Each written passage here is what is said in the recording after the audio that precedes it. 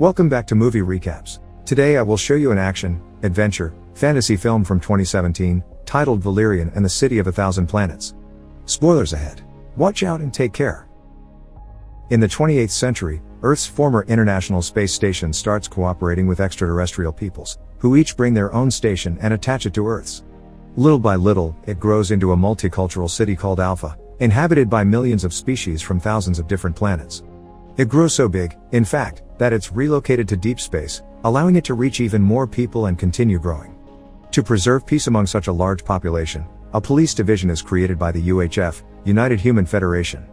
400 years after Alpha is relocated into deep space, Planet Mool lives in peace without any contact with other races, fishing for pearls containing enormous amounts of energy and using a special animal known as the converter to replicate them. Until one day, wreckage begins falling from the sky, including various smaller vessels and an entire huge spacecraft that causes an explosion, annihilating every being on the planet. The tribe leaders and a good number of their population manage to hide inside one of the vessels, but by closing the door and accidentally breaking the lock, they leave Princess Lehomena outside as the planet dies around her. Before the explosion takes her too, she releases her soul in a wave of energy, hoping to pass on their message. The wave reaches Major Valerian of the UHF, who had been taking a nap on a holographic beach in his ship. He travels with his partner Sergeant Laureline, with who he wants to be in a relationship, but she continues to turn him down because she considers him a womanizer with commitment issues. He asks the ship's AI, Alex, to scan his brain, and she confirms he's received external waves that could come from the present or the past and from anywhere in the universe. The duo travels to planet Kyrian, where they receive a message from the defense minister, who asks them to rescue the last converter of its species and take it to Alpha for a top-secret operation. Once they land and have changed into clothes that will make them look like tourists, they meet with Major Gibson and his team, who will be assisting them during this mission. Valerian will be infiltrating a virtual market and meeting Laureline at a drop point to make the transfer. But before they begin, Valerian asks Laureline to marry him as proof he isn't afraid of commitment. Laureline doesn't take him seriously though, and sends him away without an answer except for a kiss on the cheek. The big market is in another dimension, so to access it, Valerian must wear a special helmet and gloves. Once inside, he breaks the rules and enters an area where humans aren't allowed to meet with Sergeant Cooper, who gives him a pair of glasses to change for this helmet to access yet another dimension, plus a gun, a cube to use it, and a quick scan of his body to make him invisible. Undetected and unseen, Valerian enters a shady shop where Egon is trying to sell the converter to two aliens that look like the species from his dream in exchange for those special pearls. Egon is greedy and demands more, and since they can't reach an agreement, everyone present draws their guns on each other, including Valerian himself, therefore revealing his presence behind Egon. Meanwhile, Laureline and the team drive to the back of the wall that surrounds the market and shoot the guard in the watchtower with a special gun that allows them to gain control of his every move.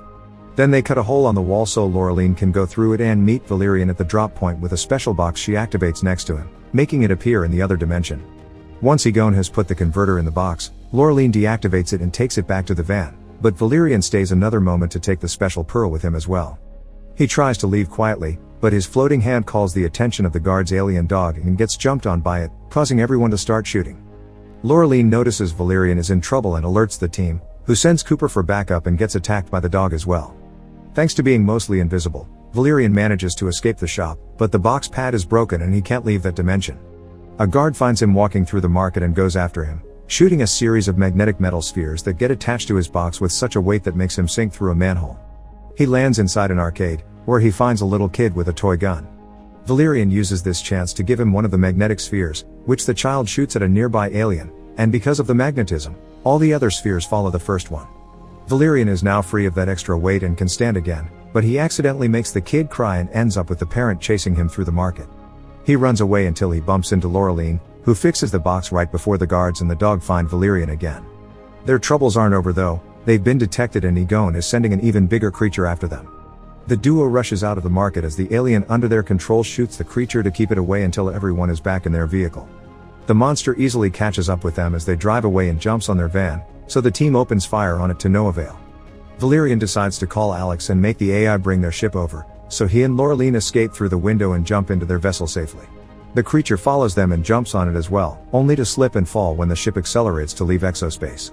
While Laureline puts the converter in a treatment capsule, Valerian makes Alex analyze the pearl, discovering it contains an insane amount of power. When looking up the planet in the system, however, it shows up under restricted access.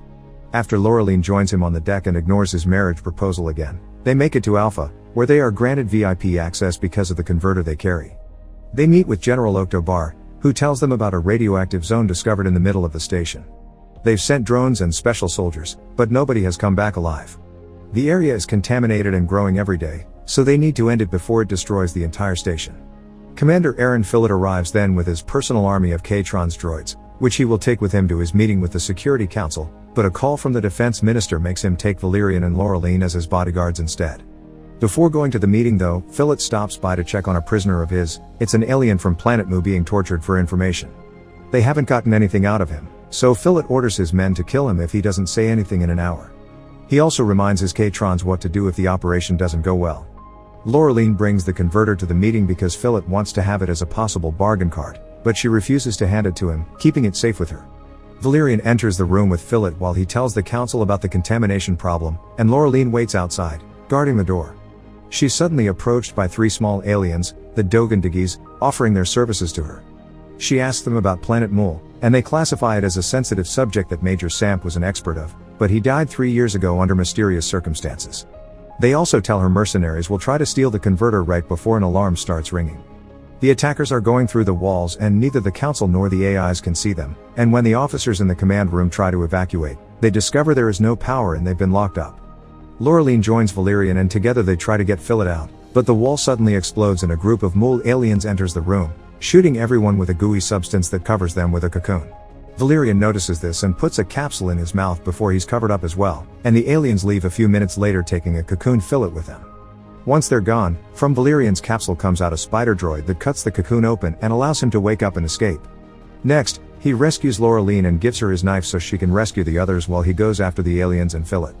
Power returns to the command room and Laureline tracks Fillet and his captors on the screen, passing directions to Valerian through the communicator. The only way to reach them quickly is going through a wall, so Valerian breaks through one with his suit and runs through dozens of different environmental areas until he's picked up by Alex and their ship, because the aliens have boarded a vessel as well. A high-speed chase ensues, and Valerian opens fire on them, but the enemy's ship simply splits up into hundreds of smaller vessels. Valerian follows the one they think Fillet is in, but his ship is too big to keep up with it through the narrow paths it's taking, so he takes the Skyjet instead, using its hook to take hold onto the enemy's ship and follow it whenever it goes. Unfortunately, this means he loses control and gets dragged into the dead zone, and Laureline loses all forms of contact with him. She wants to go rescue him, but General Barr forbids it and orders his men to restrain her. Before she's taken away though, she manages to plant the seed of doubt in his mind. Why are there aliens from a destroyed planet here? And why did they spare the council's lives if they're so evil? Someone has been lying to them. When she's out of sight, Barr checks Planet Mul on the database and discovers not even he can access that level of classified information.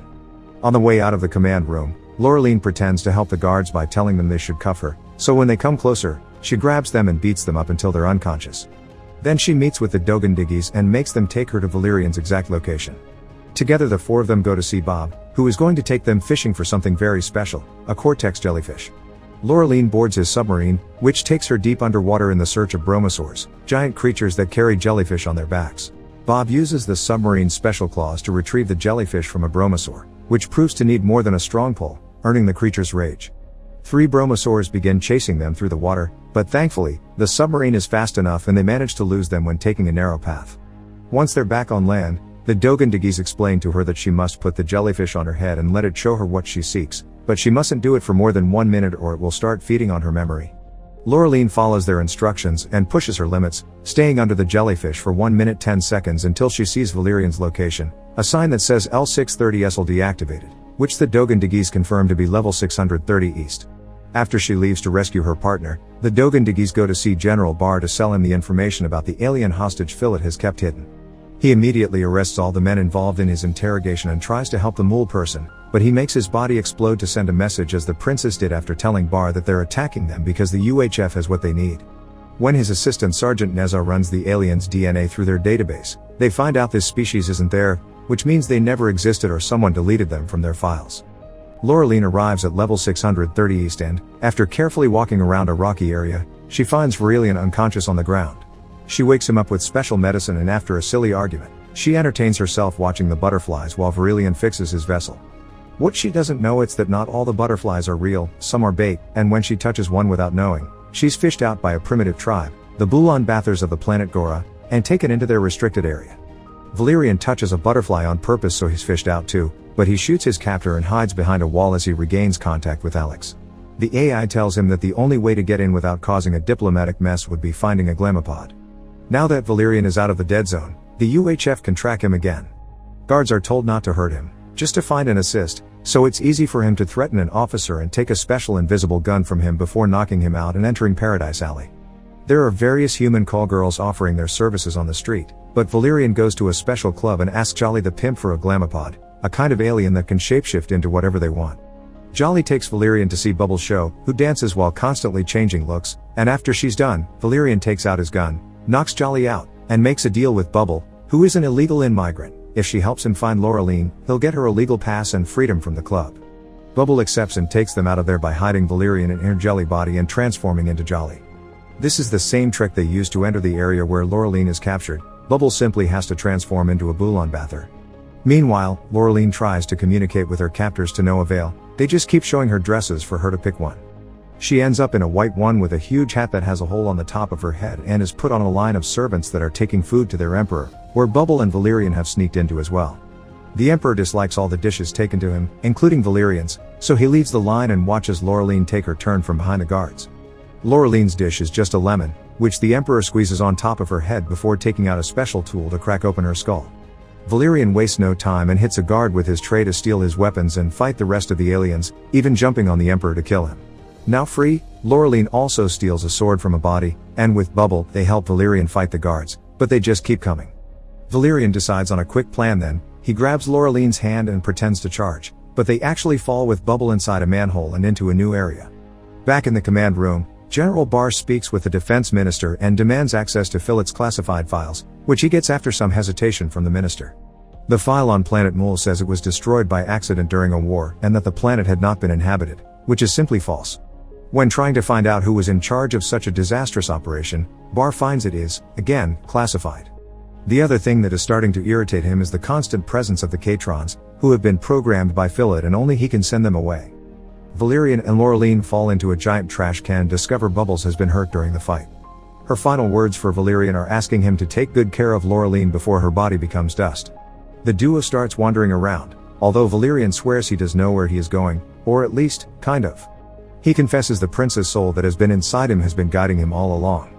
They end up inside the dead zone, but nothing happens to them. The contamination danger has always been a lie. Valerian thinks Phillitt actually knows what is truly behind the glowy wall they encounter. It's the Mool people who have been expecting them. They meet the leaders, who proceed to tell them what happened that horrible day years ago. After the big explosion, they drifted in space for many years, salvaging what they could find in the vessel they escaped in and learning all the sciences in its database to restore it. One day they were picked up by scrap dealers, who eventually sold their cargo to the Alpha Station, and they have stayed hidden here while gaining more knowledge and building a new vessel that would allow them to rebuild their home on a new planet. The only things they're missing are a converter and a pearl, which is why they hired Egon to steal them for them so that Phillitt wouldn't find them. Sadly, Valerian and Laureline messed up that plan. Now they know their story, the aliens trust they will do the right thing and wake up Phillitt, who immediately asks Valerian and Laureline to arrest the Mool people, saying they're lying and that the planet hadn't been inhabited when they had been fighting in the area. They don't buy it though. In fact, they've already guessed what truly happened. Phillitt had been the soldier in charge that day, and he decided to send the missiles without caring that there were people on the planet. The only thing he had to do afterward was deleting all evidence. This is why he killed Major Samp and made up the contaminated zone when the Mool people revealed themselves in the Alpha. Phillitt gives up and admits it's true, saying he only did it to prevent humans from losing their credibility and influence in Alpha before ordering Valerian to arrest the leaders. Valerian obviously doesn't listen and punches him instead before gifting the aliens the pearl he had on him. Laureline wants to give them the converter as well, but Valerian protests, pointing out that's government property only to change his mind when Laureline says this is why she doesn't want to marry him. He doesn't understand love. As a thank you for allowing her to do this, she finally kisses him on the lips. General Barr's men and the K-Trons arrive on the other side of the glowy wall and confirm there's no contamination before planting a set of explosives. Meanwhile, the Mool leader feeds the pearl to the converter, finally creating the energy they needed to activate the new vessel they've built, creating a hologram that simulates their old planet. Now their mission is over, the princess can rest in peace, so the leaders remove her soul from Valerian's body. When they hear about the soldiers outside, a group of aliens crosses the wall and talks to them gently, showing they don't mean any harm. Barr sees this and is further convinced of the truth when Valerian and Laureline call him and tell him the whole story, but in order to cancel the procedure, he still needs confirmation from Phillitt. The duo drags him in and tries to make him talk, but instead, he gives an order to annihilate, which his K-Trons instantly obey. The droids begin killing both the people at the wall and those in the command room, where Bar orders Nezha to stop the countdown. As Laureline keeps punching Fillet and Valerian crosses the wall to shoot the K-Trons, Nezha sneaks around and opens a control panel, working directly with the source. He manages to stop the bombs a second before they explode, and the Maul people successfully leave Alpha in their new starship. When a few of the surviving soldiers find Fillet hanging from the ceiling on the hole the Maul left behind, General Bar tells them to arrest him for his war crimes. Valerian and Laureline have also managed to escape using the service vessel the Maul have arrived at Alpha in. While waiting to be rescued, Valerian again asks Laureline to marry him, and this time she says maybe before kissing him on the lips. Make sure to subscribe and turn on notifications so you can watch more videos like this. Thanks for watching.